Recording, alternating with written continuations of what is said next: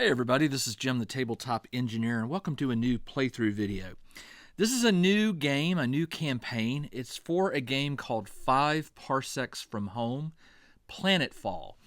If you're not familiar with 5 Parsecs from Home, it is a series of game books from Modiphius. 5 Parsecs from Home was the original the first in the series was called 5 Parsecs from Home. You basically created a crew, a starship crew or a spaceship crew, and you went and found jobs and you picked fights and things like that. It was a really fun game, and I still enjoy playing it, but this one has really grabbed my interest because it is a subset of the 5 Parsecs from Home rules. And in this game, you are creating a colony on a new planet. There's secrets to be found, enemies to fight, research to be done. It just, after reading the rule book, I was blown away. I was like, I have to play this. So, yeah, I am currently 3D printing like mad terrain and other surprises for the game. But in today's video, what I'm going to do is I'm going to walk through and make my basic colony crew. Now, the colony consists of hundreds of people, but you're really only going to be managing about 8 to 10 of them. And I wish I had the print version of the book. The print version is currently being printed. You can get the PDF. If you order the print copy, you can get the PDF in advance, which is what I did. And I'm going to go ahead and jump to the character creation section. Now, you can create characters of different races. This game has all kinds of wild races. But what I'm going to do is I'm going to create human. I'm going to create a human colony for now. And if I decide I like the game and I want to keep going, then of course I will probably go back and do with some different classes. The first thing I need to do is create my crew. Now, I'm working on the colony name and all that stuff, and it's going to be, I'm going to share that with you during the first playthrough video, the first combat video. But for now, I just want to go ahead and make my character roster. So in this game, you're going to start out with 4 troopers, 2 scientists, and 2 scouts. These are the characters that you can choose to send out on missions. And tagging along with them will be some grunts to fill out the warband. The grunts are just like soldiers, security types for the colony. Now, in this game, I'm just going to go ahead and put scout, scientist, and scientist. And then, like I said, the last 4 will be troopers. Troopers are a little bit different than the grunts. They're a little more training, a little tougher. So you will have some defenders on the team. Now, with the 5 Parsecs from Home games, a lot of what you were doing was fighting enemies, and in that case, all your guys had combat. But in this one, you have scouts, you have scientists, because there's an element to this game where you're going to be going out and investigating things and discovering secrets and doing research. And to do that, you need different types of characters. But the scientists and the scouts can be sent on missions because there are missions where maybe you are fighting an enemy, but maybe you're investigating some alien artifact, and you've got to get one of your scientists close to the artifact to take readings or whatever. I'm just making this up. But you can kind of understand why you might need a warband that has more than just the warrior types on it. So, again, I'm going to just go with all human for right now. And I'm going to, and also you're going to get a robot. You get a colony robot that goes along on the ride, and the robot can do things. It can fight. It can do research and stuff like that. It can also be destroyed. The good news is, if your robot is destroyed, you can rebuild it, but it just takes a campaign turn. So on your next combat mission, you may not send a robot out with the team, but on the next one you can, because it will be assumed that you have repaired that robot. So anyway, let's go ahead and get started with stats. Now, on page 18, it tells you that the scientists have a reaction of 1, and the scouts have a reaction of 1, and the scientists have a reaction of 1, and the troopers have a reaction of 2. Now, these, if you've never played this game before, these stats may not mean a lot to you, but reaction will affect whether or not your soldier or your scout or scientist gets to activate in what they call the fast phase, which is the first phase, or the slow phase. And in between the fast and the slow phase is the enemy phase. And reaction number, the higher the reaction number, the better your chances of being able to react in the fast phase. Now, for the speed, your scouts can move 5 inches per turn. They're fast on their feet, right? The scientists have a speed of 4. They're slower. And the troopers have a speed of 4. So there's always going to be this balance of, some of your guys may have a faster speed, but they may have lower combat and stuff like that. Now, the combat of the scientist is +0. They're not fighters. The scouts have also +0. That's not what they're trained to do. And the troopers are +1. So they get a little better bonus during combat when firing weapons. Now, they can all have weapons in this game, but not all weapons are equal. Scouts and scientists will not be carrying the same type of weapons. Toughness is how much damage your character can withstand before they're knocked out of the game. And across the board, they all start with a 3 toughness.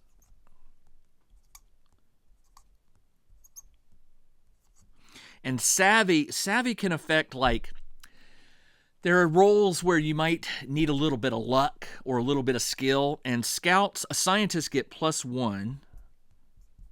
Scouts get +0. And the troopers get +0, I think. Isn't that right? Nope, troopers have, +0, excuse me. All right, so there are roles where your scientist will be able to save the day because they have that +1 savvy. There will be times when you have to roll savvy, and you want your scientist to be rolling that. Now, grunts, like I said, they have a reaction of 2. They're like troopers, but they have a speed of 4, +0 combat, not +1, and their toughness and savvy are the same. There are also civilians in this game, and you usually won't be playing with civilians, but they do have stats because they may come into play in certain scenarios. Now, I'm not going to deal with this is just a human, this is the human-based stat. There are races like Feral, Hulker, Stalker, Soulless that can give you modifiers to these, but again, I'm playing a pure human colony for right now. Now, for character background, we are going to be rolling D100s or sometimes D6. And these character backgrounds can change a character in ways. It says your initial roster of 8 includes 4 characters with experience. You can pick which 4. What I'm going to do is I'm going to have 1 scout, 1 scientist, and 2 troopers. So let's go ahead and do this. And for each one, I'm going to roll on the motivation, prior experience, and a notable event. And these can tweak things. So let's go ahead and let's start with this scout. What I'm going to do is I'm going to star him, and I'm going to star this scientist, and I'm going to star these 2 to indicate that they have starting character backgrounds. So let's roll a D100. Black is high. That is a 59. 59 for this guy is progress. My motivation is progress. So I'm motivated by things that look like I'm moving forward. So motivation is progress. And this is more for like a little bit of role playing. Like this scout, I haven't named him yet, but let's say that I have, not only do I defeat off an enemy, but my scientist manages to get a bit of information. I could steer the game by saying, hey, that's a lot of progress in one encounter. This scout is going to get an extra experience point or something like that. Once I start playing it, I'll show you how you can use what's called story points to affect the game by using things like this motivation and stuff. Let's see what the motivation is for this scientist. That is a 78. His motivation is exploration, which makes sense. The motive is explore. So maybe this scientist, when he gets out on a mission, if he gets to go investigate some unusual item that was spotted in the distance, maybe that's going to affect him. He's motivated to do that. And then lastly, Trooper 1 is a 54, which is circumstance. Not sure. He's glad to be here. Circumstance. And then this last one, 22 is, 22 is personal achievement. He's motivated for glory. We'll just put motivation, personal achievement. And by the way, I will be keeping a journal on all these characters, so these things will be written down, and I'll try to remember them, as the game progresses. I want these characters to feel real because I want to be sad when I lose them, but I want to be happy when one of them gets promoted and things like that. All right, let's go to prior experience. This is where it can affect your scores. This scout rolls a 39. A 39 is Unity Agent. So he has some training as a Unity. Unity is the name of this universe. It's the conglomeration of races that are sort of banded together. It's sort of like the Federation, right? It's called Unity. So this person was a Unity agent. It says you were affiliated with one of the many clandestine covert operations maintained by Unity. Loyalty begins as loyal. Okay, so loyalty is a stat. You are either loyal, neutral, or I forget what the other one is. It's dissatisfied. So this guy immediately starts loyal. And your loyalty can affect things in the game. We'll get to it. All right. This scientist, his prior experience is a 2. He was in the Army. He gets +1 reaction. So his reaction goes from 1 to 2. He was in the Army. All right. And it says Unity Armed Forces or a mercenary outfit. Let's go to this trooper. 58. 58 is corporate. He gets +1 savvy. It says you work for one of the giga corporations. And then this trooper, 71, an adventurer, begin with 3 XP. So he begins with 3 XP, and he was an adventurer. It says you are often driven by thrills and the promise of riches. All right. It helps me sort of understand these characters, maybe give them a little bit of personality during the game, right? And then last is a notable event. Once again, I'll be rolling on the table. For the scout, it's a 32. Joined a group. You joined an organization community. Well, that makes sense because he was a Unity agent. So that follows. So maybe he's famous in the Unity. The scientist, 39, changed a perspective. Life changed how you look at things. So he's got a new perspective. Okay. Let's go to this trooper. 18. 18 is personal advancement. You made great strides as a person. All right. And then trooper number 2 is a 3, which is a journey. You went somewhere far from home. That links up with the adventurer part, journey. So if I can ever get a chance to kind of embellish these characters and figure out why they're doing what they're doing, these things will help me with that. All right, at the offset, we get an equipment visit. When creating your roster, leave the character items blank and fill out the section once your characters receive a mission briefing. All right, so their weapons and things that they'll carry will be defined by the mission. Troopers will get like heavy weapons.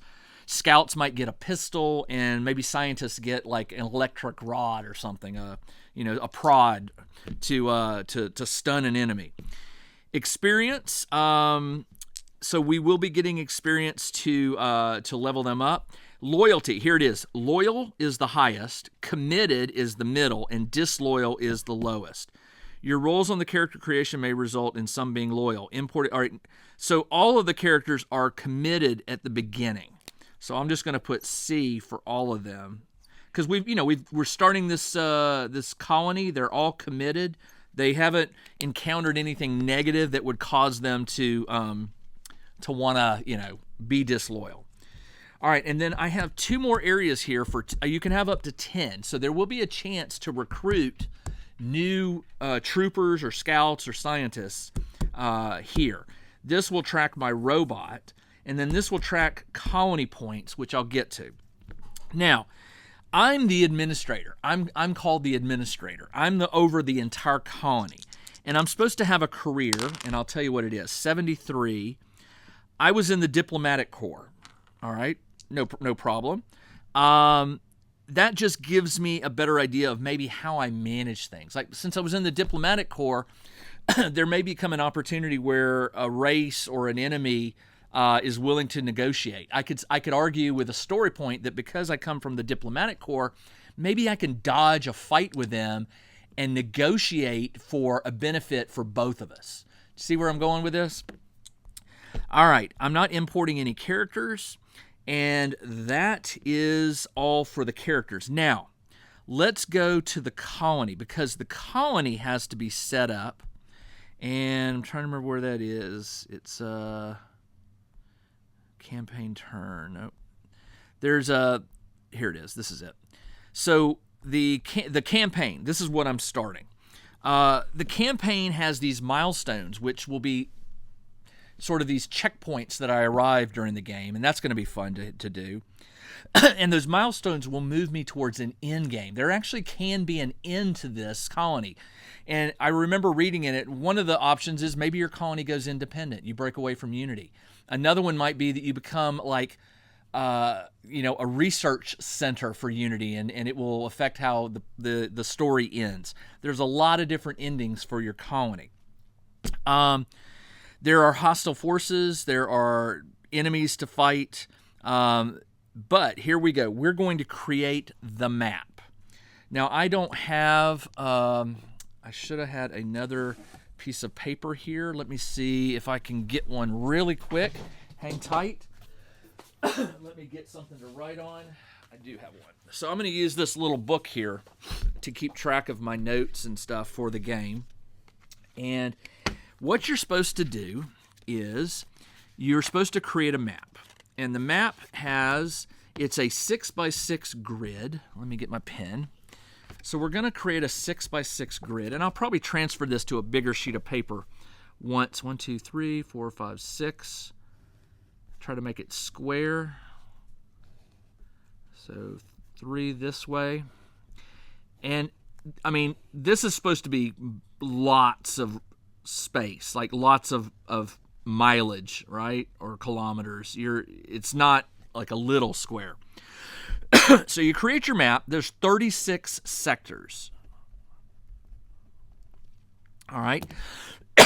And the way this works is you will roll a 6 and a 6 when you're referencing a 2d6 dice. Green for me would be high. And what I would do is maybe make the green the row and red the column. So if you need to pick a random sector, you would roll the 2 dice, and it would be 1, 1, which would be this square right here. So the first thing you do is you have to roll for what type of colony, what is your function, what is your expedition type. This is a D100, and I rolled a 1, scientific mission. So we are on a scientific mission. So everything I should be trying to do with the colony should be trying to steer it. Your task is to develop a colony that will be usable as a research station in the future. You begin the game with 3 research points, RPs, and you can track that. I'll be tracking that on here. So I begin with 3.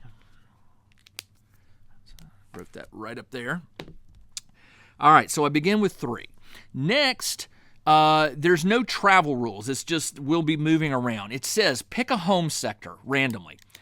Why not? Let's just put it in the middle. I'm going to put an H for my home sector. Next, it says mark 10 sectors as investigation sites. You can write I or a question mark to determine them.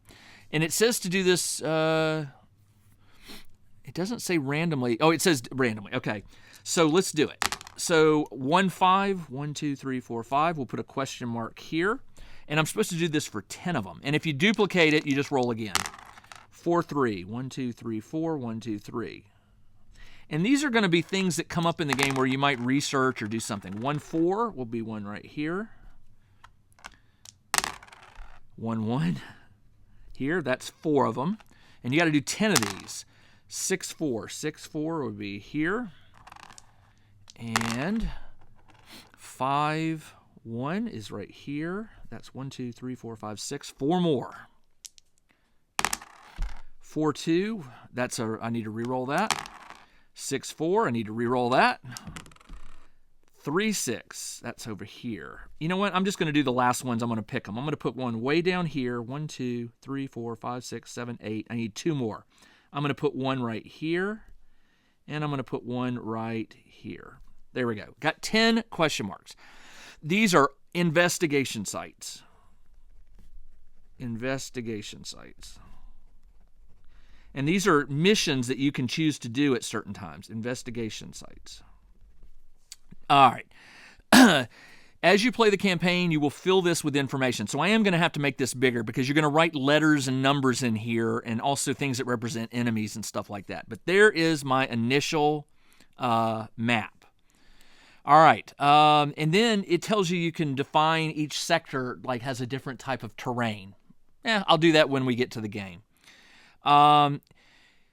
So in colony morale. Okay, here we go. So the colony morale measures how well your colony thinks it's doing. At the start, it is set to 0. So the colony morale is, where's colony morale?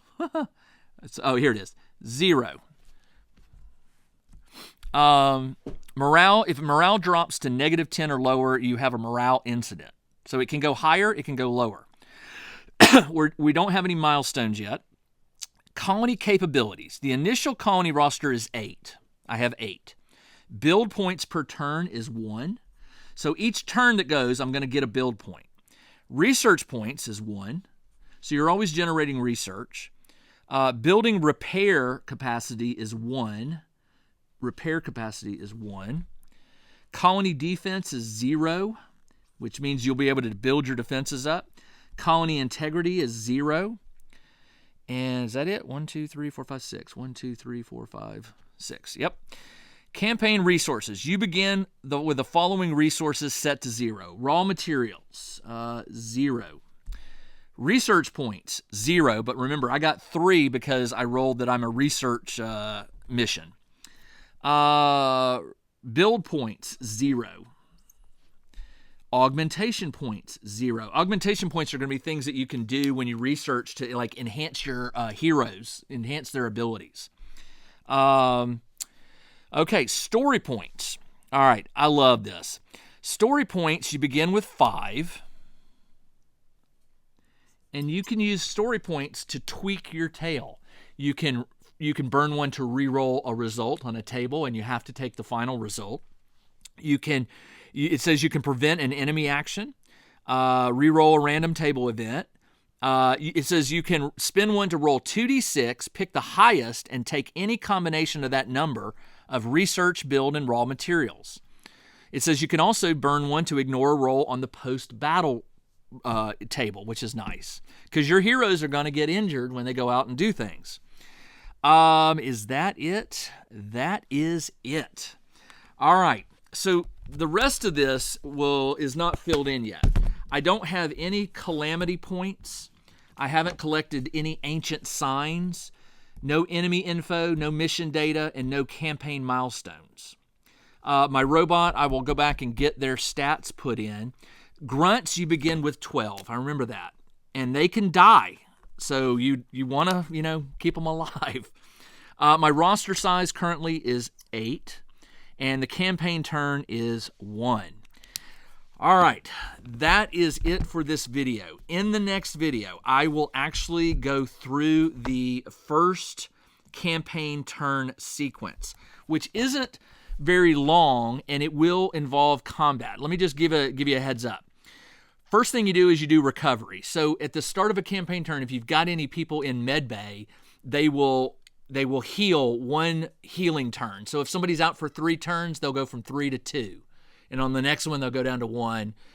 Then you're going to do repairs. Your colony will take damage. Your robot might take damage. During the repair section of the campaign, all this is done during the campaign turn.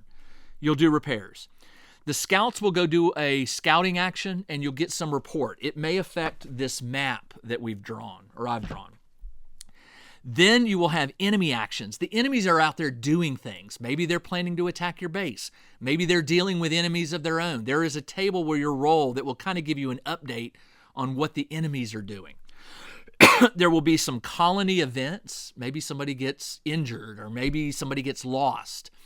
And then you will determine the mission. And the mission is where you will go and play. So in the next video, we'll do these things and play the mission.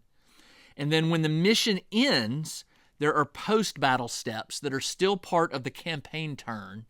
And when that ends, you go to campaign turn number 2. So I hope that makes sense. And like I said, in the next video, there will be combat. It will be these guys going out and doing something. So between now and the next video, I will get this copied over here so I have a permanent copy. And then I'll be using this board to track during the game. I'll be tracking their stats and things like that. So there you go. That is 5 Parsecs from Home, Planetfall.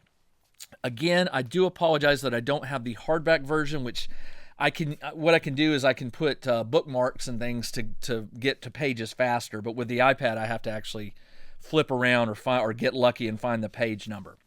I can't wait to play this. I can't wait for you to see the terrain that I have sitting over there. You can't see it, but it's sitting on the table.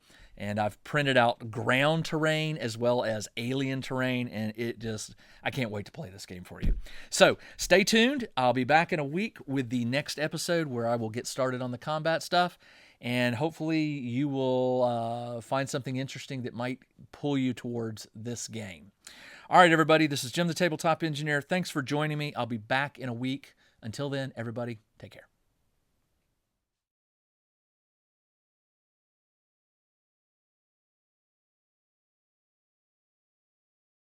Check out the new RPG and Wargame newsletter. Each week, the Tabletop Engineer shares news, products, Kickstarters, and much more related to the gaming hobby. It's free to subscribe, so check out the link in the video description below to sign up.